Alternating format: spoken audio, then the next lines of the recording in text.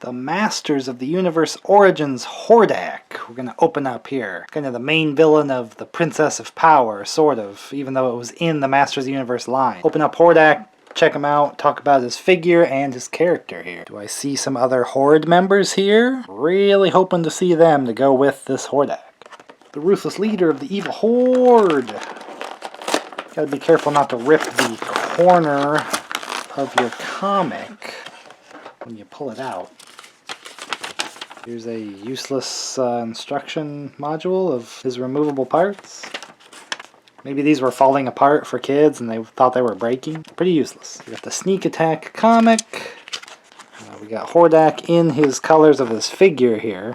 And again, we're seeing stuff like the Horde kind of troops, so hoping we get that. Here's Cringer, which I'm not sure if he was in some of the other comics. Good sign that we might get to see Cringer as well. We can hope that we will. Oh, he does have the plastic cape. Hordak, seemingly the same color scheme and details as the original figure, although I think the original one didn't have this removable armband. Kind of has a Horde member kind of armband there. Very unique kind of cowl for the head. I think the cape might be meant to be glued into this chest piece, so if you take that off, I think it's supposed to stay there. It's like just a simple little latch there. So some fairly unique parts here with his Horde symbol and all those things. These gloved hands, that's a little different compared to maybe the kind of cuffs on a He-Man or something like that. I am collecting characters that were in the cartoon only. Of course, Hordak is differently colored than the cartoon version. It's the one I would have had if I could have gotten all these as a kid, so kind of still pretty cool to have. Kind of unmistakable appearance anyway, despite the colors. With that face is very much like the cartoon one, and you know, his Horde symbol and all those things are still present here. So on the back of the packaging, it mentions the crossbow. Big crossbow weapon there. What it doesn't mention is this little kind of strap Hordak-y bat thingy. Almost kind of makes me think it's supposed to be like his little creature he had in the cartoon or something, you know, some sort of Hordak-y looking creature, but what it said in the original packaging was this was a shield. Kind of a strange shield there. This is kind of a strange accessory. Not sure what the deal was with this, not very shieldy, I must say. So that's a bit of a strange one.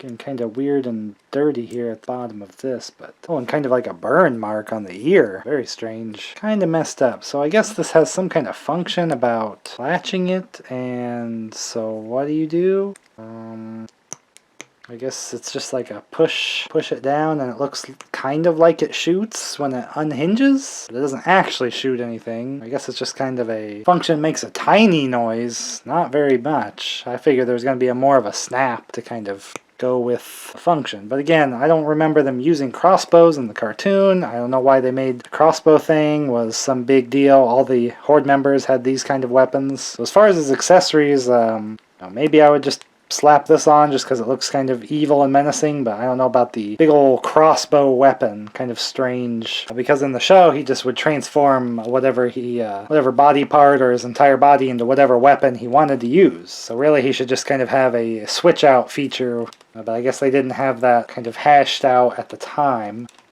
So the Evil Horde was supposed to be like the third team, or you know, combatant in the war.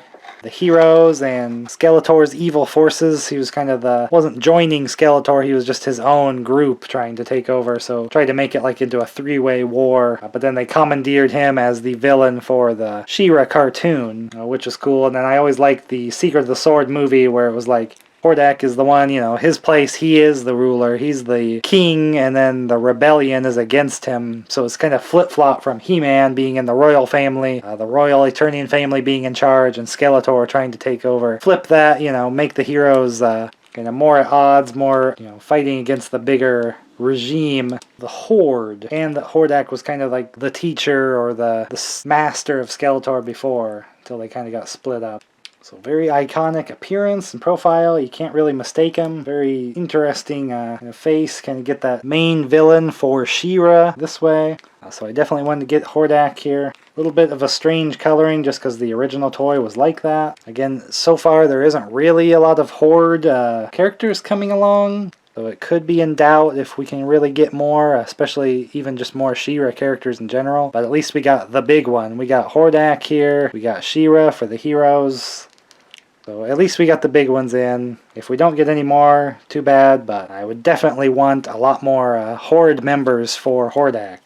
So support the line, and maybe we'll get farther into the development and get those Horde members to have Hordak be that third pillar in the war there, kind of his own thing. Or hopefully we can build a rebellion, so you can have Rebellion versus Horde and Masters of the Universe against the evil warriors of Skeletor. So I open up all my Masters of the Universe Origins figures here. So get subscribed if you want to see more. Check out the playlist for all the others. And I open up all my other crazy collectibles here if you might want to check them out, see what I do here. So either way, I will see you in the next video. Or else I will be sending you to the fright zone. Don't make fun of my laugh. Dang, crap, shoot.